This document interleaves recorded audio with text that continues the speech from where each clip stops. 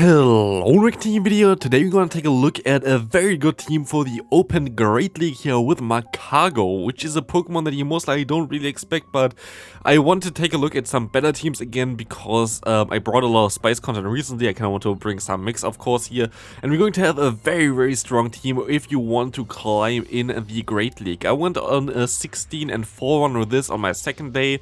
I played like 2 sets on the day before as well, where I went 4-1 and 2-3. The 2 and 3 was my only negative set. I went up by 200 points alone by using this team here, and this team is a lot of fun.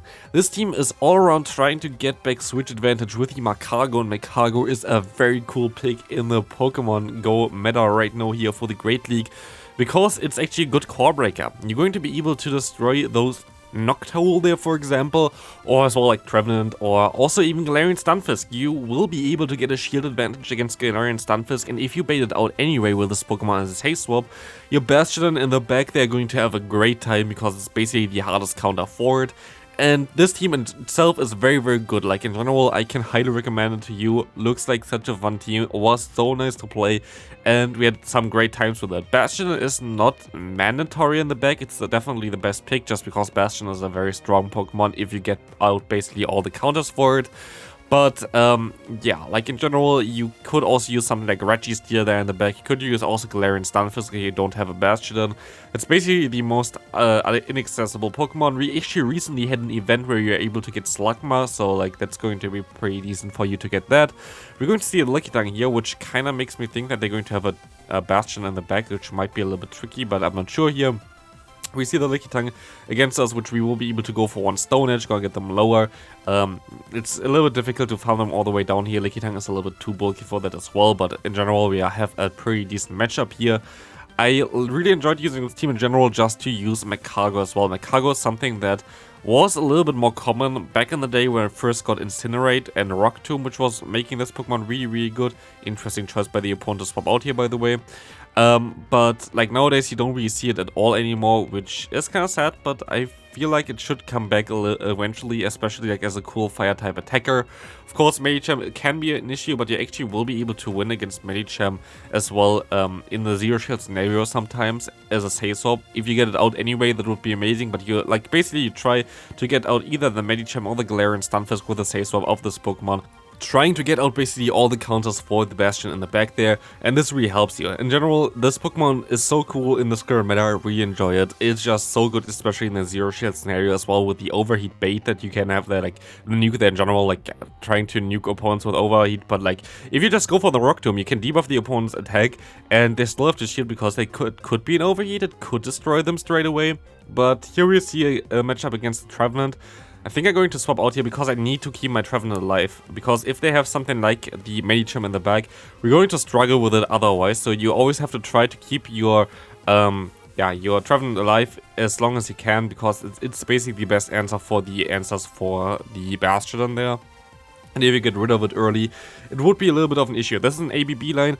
I seen like people in the comment section asking, oh, what do you do against a Swampert in the back when your Trevenant dies? It's basically exactly what you not try to achieve there. You try to keep your lead alive as long as possible and try to swap out into your Haze Swap, which is here the Magcargo, to get exactly this Pokemon out of the way so you don't have to face it later. That's not like, you shouldn't play the lead out if it's just a barely win there, because then you're going to lose against Swampert, Galarian Stunfisk, whatever in the back.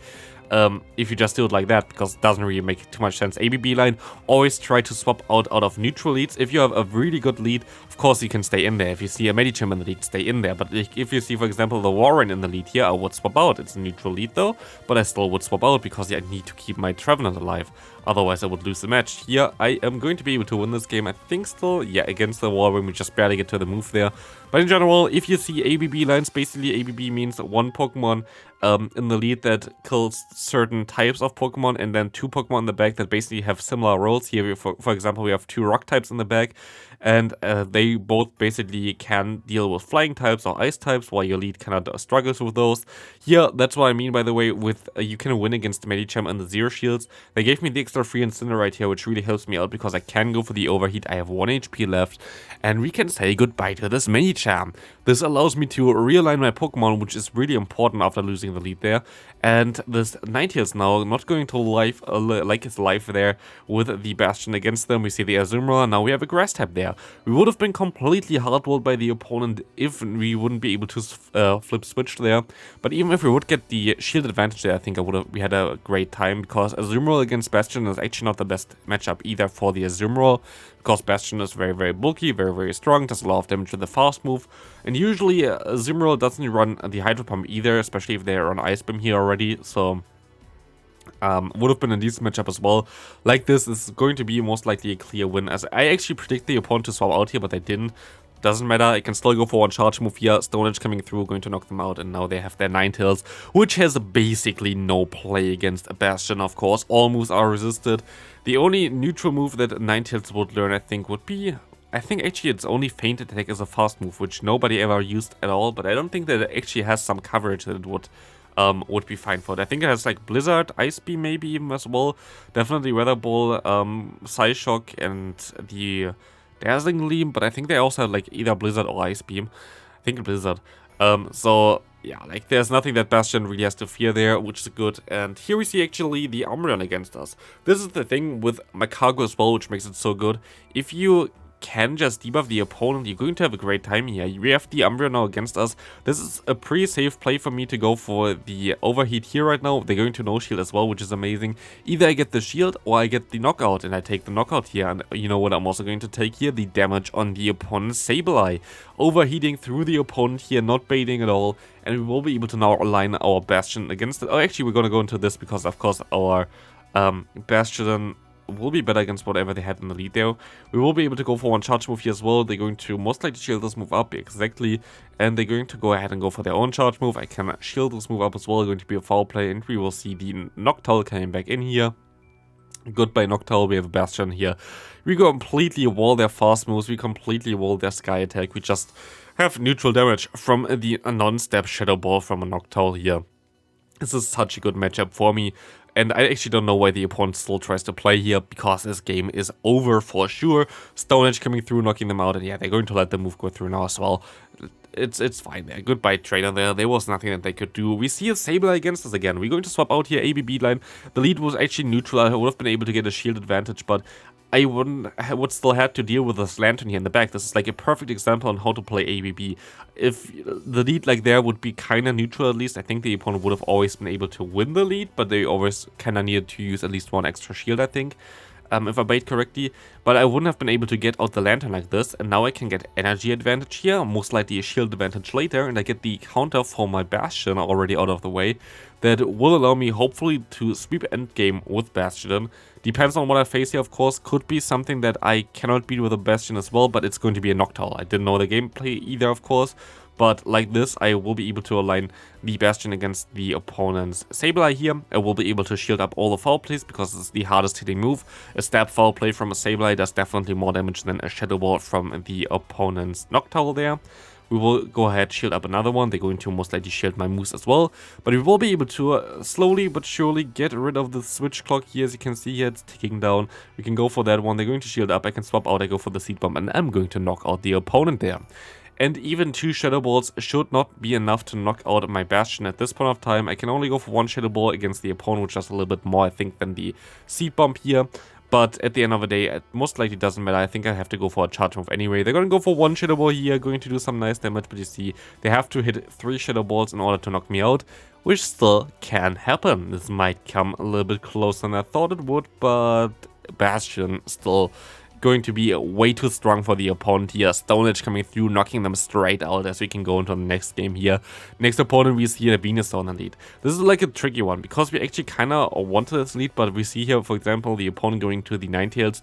You could, which I think is better here as well, go into the Magcargo because you actually resist all the moves as well on Magcargo against Ninetales. But you kinda, I don't know, like maybe it's actually better there, but you don't have to throw here at all because you can take all the moves. I think with Magcargo you are kind of forced to throw the charge moves. Here you can just farm them all the way down, and you have flamethrowers available for the Venusaur, which will not appreciate them whatsoever. We see the Venusaur coming back in here as well. Definitely a good play for us. I expect them to have something like... Okay, I actually didn't expect them to have Umbreon on back. I'm not gonna lie there. But what this allows us here is we can just go ahead and go into our Magcargo. We can shield this move up, I think. I do shield this move up exactly. Because now I can just debuff them. Like, I have Rock Tomb. They are forced to stay in this matchup. They are forced to throw some charge moves here. And as I can debuff the attack guaranteed with a Rock Tomb here, they have basically nowhere to go. If they want to go into the Venusaur later on, have fun with that. Doesn't really help them either. I'm just going to go for the charge move here. Going to get the shield most likely. Exactly, and they have literally no play at all anymore. We see the Venusaur coming in. I'm actually going to let this move go through as well, I think. Which I, in hindsight, shouldn't have done, but... it doesn't matter at all. We are just so good in the game right now. Like, we can just go ahead and go for one Seed Bomb. They should let this move go through. There's nothing that they can do anymore. But I guess they didn't expect my Bastion having still so much health there. I don't know. Two foul plays are not even enough here to knock me out. And I will be able to knock out the opponent pretty easily. You see how strong this team can be. We see a very good lead there. We are going to see the opponent staying in here as well. That kind of means that they're double weak to me here. Nobody would stay in this matchup otherwise. I'm going to shield my Trevenant. I can go for one bait here. They have to shield this move, otherwise they're going to go down. And they're going to shield this move, allowing me to go into my Magcargo. You see already, I do a ton of damage against the opponent. But I also take a little bit. But they're actually going to go for the bait here and now going to go for another Seed Bomb. A little bit tricky, but I'm going to be able to go for one Rock Tomb here, allowing me to debuff the opponent's attack, putting them into range where I will be able to just farm them down anyway, but they're going to let this move go through anyway as well. I can go into my own Trevenant because I overfarmed a little bit before. I can go for the Shadow Ball here now, and we will see that they're going to shield this move up. Doesn't matter, with the Shadow Claw damage adding up now, we're going to put them into range for one Seed Bomb. But we actually see this the opponent's Bastion coming in here, which is interesting. I can go for the swap into my own Bastion, which can take the charge moves way better. I have two moves stored here as well, and now my opponent is stuck in this matchup here with Bastion against Bastion. What you kind of want to do in this matchup as well, is going to be a little bit of a longer matchup as well. You kind of always try to get some extra energy here. You see like that I'm going to overfarm a lot. This will allow me to keep some energy in case they want to swap out, which they're going to do now. This allows me to basically run down the switch clock here. I will be able to go for one Seed Bomb, and now I make a mistake. The opponent has a move stored here. I should have went for the Seed Bomb immediately. My game lagged there, but I wanted to go for the Shadow Ball anyway. And like this, my opponent has more health here and they're going to win this game, which is kind of wild because I would have easily won this game if I just went for the Seed Bomb. But no, I didn't, and I misplayed this one here, so I could have even went better if it's just like, if I just played it better. Like, if I just played it better, then I would have been even able to go 17-3 for the second day I played this team here, which would have been wild, but I guess, I mean, 16-4 is definitely decent, but like those small mistakes here, they win with 1 HP. Always kind of annoying. That's something that you always see like in hindsight. I should have went for it. I shouldn't have risked it to go for the Shadow Ball there, but I thought they would just try to farm me down, but they didn't. Next opponent, I actually kind of wanted to put this game in here because it's more like a hard counter. I had to cut off a lot of games, of course. I played 6 sets with it. I just went actually for the first, I think, 3 sets or something for this, but this was like from the cut-off games usually, but I just moved it in here because it's such a good example for how good this team can work even against basically the hardest counters. This is the triple counter team that Wellover made popular before already with the Medicham, with the, not the Medicham, with the Deoxys Defense, with the Vigoroth, and also later on with the Obstagoon in the back. So we have a triple counter line here against 2 rock types, and also Trevenant beats the entire team. Not Trevenant, the Obstagoon beats the entire team. Obstagoon going to beat the entire team here usually. There's nothing that this team can do really against Obstagoon or Scrafty. Both of them are horrible to play against, but they're pretty rare, so like it's not really the biggest issue. But still, we have triple counter, a very good team, like very good team comp against me here, but still, we're going to have a pretty okayish time here. I'm going to actually shield this move up now. It's going to be the Night Slash, which is going to be nice for me. I can go ahead and go for the Rock Tomb now. Gonna get the debuff on their attack, and this is the cool thing here. They are out of Pokemon. They cannot remove this attack debuff there, which allows me to keep my shield here. I can let this Night Slash go through. They're going to get no boost from this. I'm going to have to shield this move up now as well. Going to be the Night Slash. I will be able to go for 2 more Seed Bombs now, and as they went the counter through there, I know that I'm going to outspeed them because I win CMP here against them, and I will be able to win this matchup against a basically completest hard counter team there. Yes, we lose the lead, but triple counter users against 2 rock types and 1 is even a part steel type is always a little bit tricky, so that's kind of nice. Here, I think this is kind of an example for a core breaker for this team that actually is a core breaker, which is this Dragonair. Dragonair is tricky to play against. Dragonair is something that beats at least my Safe Swap here, so my Bastion is basically my best bet here. I will be able to get always a shield advantage with my own Trevenant, but now I don't have my answer for potential fighting types in the back anymore, or potential fighting types like there, or potential steel types.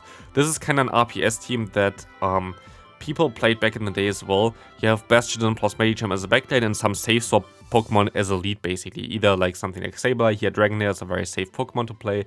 And as soon as you win the lead, you win the game, because you can just RPS the opponent with the Bastion plus the Medicham in the back. Maybe it's some team idea that I kind of want to showcase as well, because it's a very, very cool one to use. You could use something like the Shadow Sableye in the lead. You could use something like Frostless, for example, like a very good safe swap in the lead that usually should be able to realign, even if you have to use 2 shields against 0. It's always kind of nice. But we're going to end up this video with this boom here, and we're going to say thanks for watching this video. I hope you enjoyed it. Leave a like if you did, and I hope I see you in the next video. Bye bye.